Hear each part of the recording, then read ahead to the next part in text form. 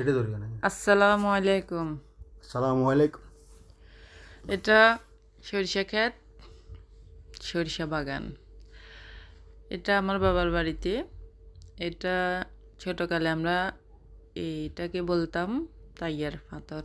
আমার বাবা সবাই বলতো, এখনও বলে। অনেক বছর পর আবার সেই শৈশবে ফিরে গেলাম।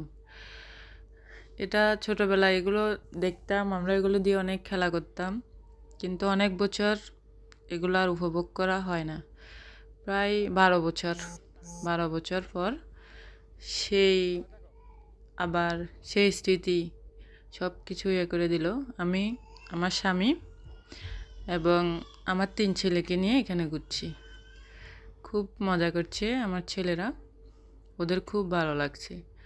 ওরা তো এই পরিবেশ ওদের জন্য, মানে ওরা আর কখনো এটা দেখেই নাই, ওদের জন্য প্রথম।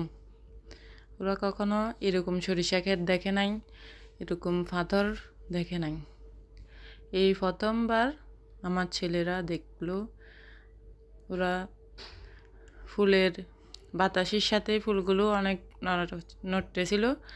ওরা খুব খুশি এগুলো দেখে, কারণ ওরা তো আর কখনো এরকম দৃশ্য, এরকম পরিবেশ কখনো দেখে নাই। ওদের জন্য এটা প্রথম ছিল। আমাদের এখানে এই জাতীয় এই পাথরকে পাথর, জমিকে জমি, এরকম সরিষা ক্ষেত কম। ধরুন না, ছিন্ন বিচ্ছিন্নভাবে কয়েকটা আছে, আরগুলা অন্যান্য ক্ষেত। কিন্তু এবারে আমি আমার শ্বশুর বাড়িতে যাওয়ার পরে আমার ছেলেদেরকে নিয়ে যখন এই পাথরে যাই, তখন আসলে এটা দেখে আমি অভিভূত, মনোমুগ্ধকর এই দৃশ্য, সুন্দর চমৎকার এই দৃশ্য দেখে আমি মানে অনেক খুশি হয়েছি, আমার ছেলেরাও খুশি হয়েছে।